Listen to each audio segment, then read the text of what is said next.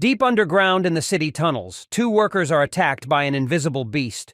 One is eaten alive, and the other worker tries his best to escape the tunnel, but it's a little too late, my friend. The last worker, who was doing checks on the ground, tries to escape in his cab.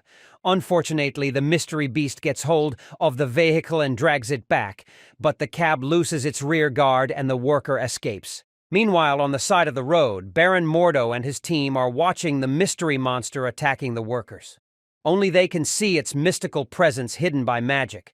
They engage with the beast head-on, and one after the other they attack the monster. After losing its tail, the beast runs off to escape from the group, but they hunt it down. They create a tornado around the beast to hide it from the city folk while they hunt it down. The hunt creates havoc in the midst of the city.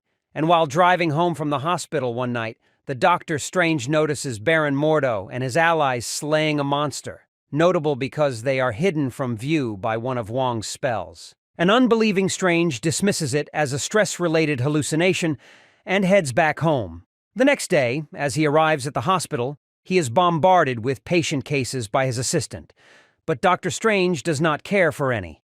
At his private office, he is visited by the hospital's administrator, Oliver, who states that Dr. Gina Atwater has problems with him. He then speaks with Dr. Atwater and discusses the case of a child, one of many, who is suffering from dangerous nightmares. The conversation also reveals that the two doctors have had a romantic relationship in the past. When touching one child, he sees an image of a laughing demonic skull engulfed in flames and promptly leaves, telling Atwater that there is nothing he can do for the children.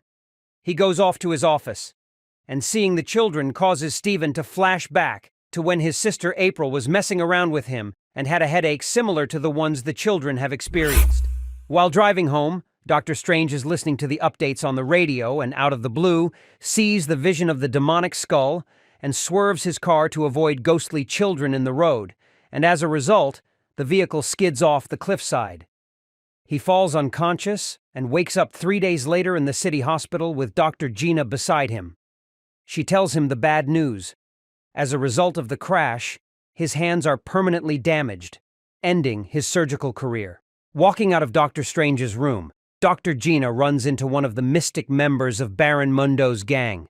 Sadly, Dr. Strange is unable to do at least the basic day-to-day activity. He needs the help of the doorman to open the door of his luxury apartment. Although he tries, he can't even shave his beard, as his hands are too weak to do anything. Dr. Strange calls up his friends and asks for specialists to get his hands cured. He flies to Germany to get expensive treatment done, then goes to China to get acupuncture treatment, and spends a fortune to get his hands cured, but unfortunately, nothing pays off. He has to leave his luxury residence, and as a final option, tries to contact his friend, Oliver, but fails to reach him. The dejected doctor believes all is lost until his suicide attempt is thwarted by Wong, who suggests that the Ancient One is capable of offering him real hope if he can make the journey to Tibet. Dr. Strange goes to meet his former lover, Dr. Gina, at the hospital parking lot. He asks for help to go to Tibet as his last resort. Dr. Strange then undertakes a grueling hike up into the Himalayas. Dragging his weakened body through knee-deep snow and wild snowstorms, he tries his level best and finally reaches the monastery. Somehow, Wong welcomes him at the gates and takes him to the Ancient One. After paying respects to the Great One, Dr. Strange is impatient to get cured. Somehow, after begging for his ancient treatment, he is granted the chance to stay and begin his training. He is given a meager chamber with a bush of hay to sleep on.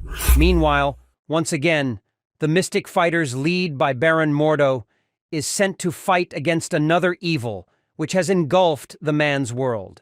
They confront the shadow beasts who hunt in the deep dark shadows and in the form of black tigers.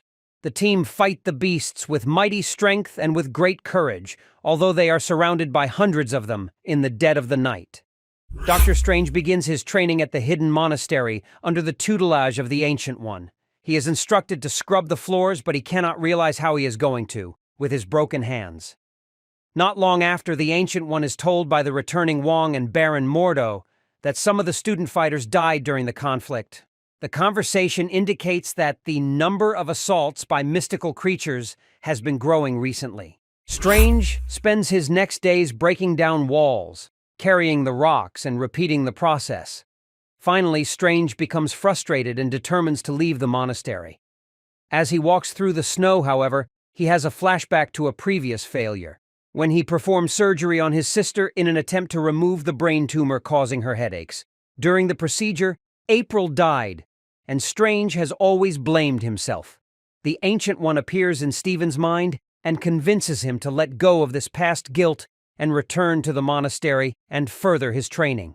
When Stephen returns and engages in his training, even Wong is amazed of what happened with him. The next day, the Ancient One detects two Chinooks reptilian monsters the size of a small house approaching the sanctuary through the cities and orders Baron Mordo to kill them one at a time. However, the arrogant Mordo disobeys and leads two separate teams to take them on. Meanwhile, Stephen has resumed his training, and now, under the direct guidance of the Ancient One, he is doing much better as he is able to understand the nature of things on a greater scale. The Ancient One heals his hands after opening his eyes to the reality of the world. The Chino beasts appear as massacring tornadoes deep in the city, and the people run everywhere to get away from it. Baron Mordo and 3 other fighters do their best to restrain the first beast, but in the process, they lose the lives of 2 of their sisters. The second beast is defeated, nearly losing the life of another fighter as well. Later, as the Ancient One mourns the loss of his disciples, he scolds Mordo for his disobedience and tells him that he will never inherit the title of Sorcerer Supreme. The Ancient One then names Strange as his heir apparent and orders Mordo to train him.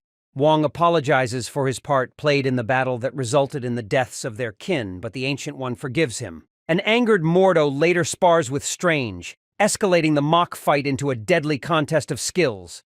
It seems like Mordo actually wants to kill Stephen Strange, but surprisingly, during the fight, Strange instinctively absorbs Mordo's spell and deflects the energy back towards him.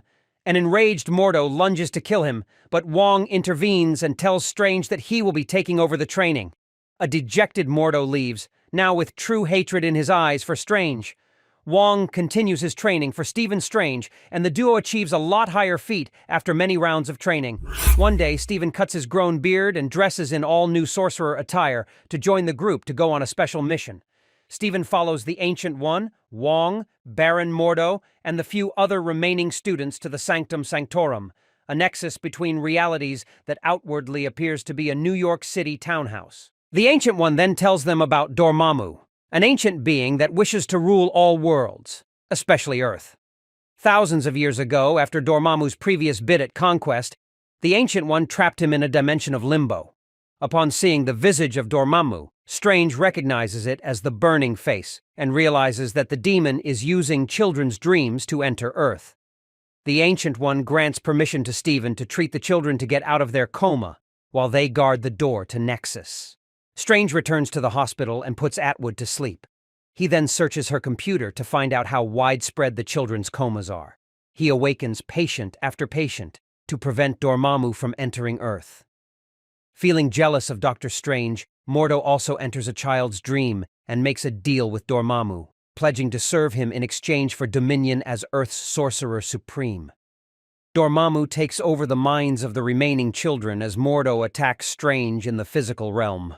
Wong appears, however, and manages to save him. As this is going on at the hospital, the wing marks have awakened as the final sign of the revival of Dormammu.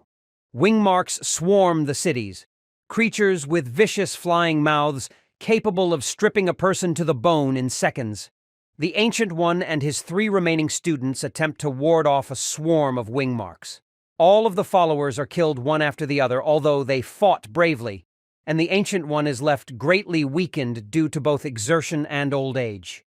The traitorous Mordo then arrives to attack the Ancient One. When Strange and Wong late arrive at the Sanctum Sanctorum, they find the Ancient One dead. Wong gives Stephen Strange the Eye of Agamotto, a powerful symbol of the office of Sorcerer Supreme, and states that the position is Dr. Strange's destiny. Strange and Wong then confront Mordo. As Wong fights Mordo, Stephen Strange approaches the zombie children now taken hostage by the Dormammu. Stephen sees the devil from the eyes of the children And as the fight continues between Wong and Mordo, Wong is injured and about to be killed by Mordo. Doctor Strange intervenes and wades off the attack by Mordo. It seems like handling Mordo is child's play for Stephen Strange, as he takes charge of both his weapon and Mordo's weapon. The Dormammu gets angry at Mordo for failing him and devours him in an instant. Soon after the Dormammu attacks Doctor Strange, but he defends with his magic powers, which appears not enough at the moment, as Dormammu takes the Eye of Agamotto and ransacks the gates of Nexus. Stephen Strange approaches the gates of Nexus and confronts Dormammu, who begins to overwhelm the new sorcerer as he unleashes his monsters around the world. Dormammu mocks Stephen Strange, saying he is only a child compared to a god. The wounded Wong, watching from nearby, reminds Strange of his experience sparring with Mordo, and the Doctor then absorbs the pure magic the demon is blasting him with. Since the demon himself is made of pure magic, he soon vanishes into nothing, after pouring his power into Strange. An astonished Wong states that he didn't expect Strange to actually absorb Dormammu, but it had worked perfectly. Strange later appears in Dr. Gina Atwood's dream, surprising her with his newfound humility and reassures her that all will be well with the children. Now dressed in the robes of his office, Strange visits his sister's grave to say goodbye and is told by Wong that they have new potential students to train. Strange and Wong enter the Sanctum Sanctorum, closing the door behind them, paving the way to new beginnings. Thank you for watching Millennium Pictures. Like, comment, share, and subscribe for more awesome videos. Have a nice day.